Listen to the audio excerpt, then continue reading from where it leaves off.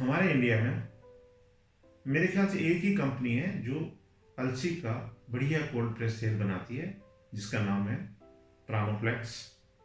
अलसी का जो तेल है वो 42 डिग्री सेल्सियस पर खराब हो जाता है। मतलब इसका मतलब ये हुआ कि अगर हम नॉर्मल कोल्ड प्रेस टेक्नोलॉजी से तेल निकालेंगे तो भी वो खराब हो जाएगा। इवन जो कच्ची घानी जिसको बोलते हैं, जो लकड़ी की घानी होती थी, अगर उसमें भी हम अलसी का तेल बनाएंगे तो वो खराब हो जाएगा। इसलिए इसके लिए स्पेशल कूलिंग टेक्नोलॉजी का प्रयोग होता है, जो सिर्फ हेल्थ फर्स्ट के पास है। अलसी का तेल 3 चीजों से खराब होता है: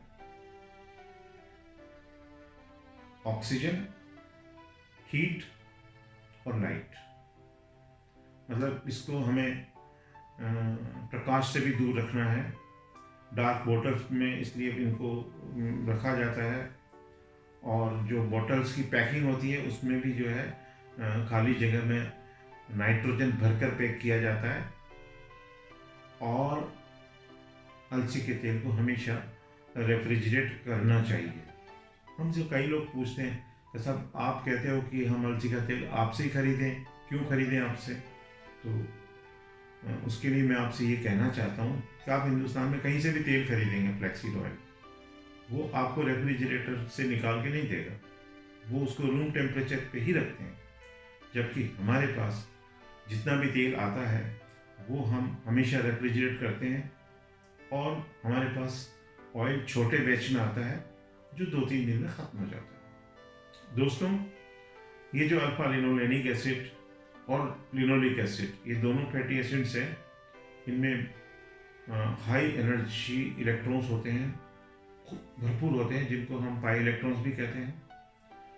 इनमें नेगेटिव चार्ज होता है, और ये इलेक्ट्रॉन्स जल्दी ऑक्सीडाइज होते हैं, इनको ऑक्सीजन से बहुत प्रेम होता है, और इसलिए अलसी का तेल जल्दी खराब हो जाता है।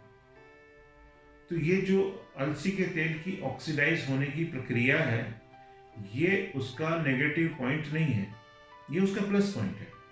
एक्चुअली अलसी का तेल जो है ये ऑक्सीडाइज होना है इसका, वही तो हमारे लिए काम की बात है।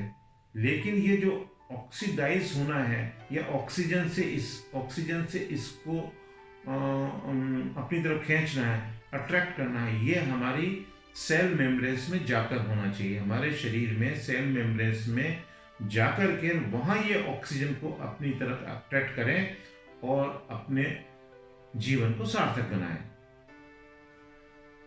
तो इसलिए हम क्या करते हैं, बडविग ने भी कहा है कि जब हम 1 टेबल स्पून से ज़्यादा जब भी हम अलसी के तेल का सेवन करें तो उसे हमेशा सल्फर युक्त प्रोटीन के साथ, जिसमें पॉजिटिवली चार्ज सल्फर ग्रुप होता है, उसके साथ ब्लेंड करके इसको प्रयोग करें।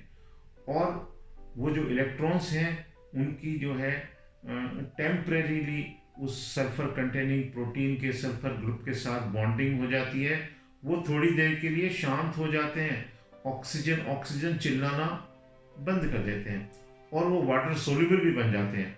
और जब ये हमारे शरीर में जाके और हमारी सेल मेम्ब्रेन्स बनाते हैं, वहाँ पर ये ब्लड से ऑक्सीजन को अपनी तरफ आकर्षित करते हैं, ऑक्सीजन हमारे सेल्स में पहुँचती है, सेल्स में प्रॉपर एनर्जी बनना शुरू होती है, सेल्स में सारे कार्य ठीक से होना शुरू हो जाते हैं, और ये हमें निरोग और लंबी उम्र प्रदान करते हैं।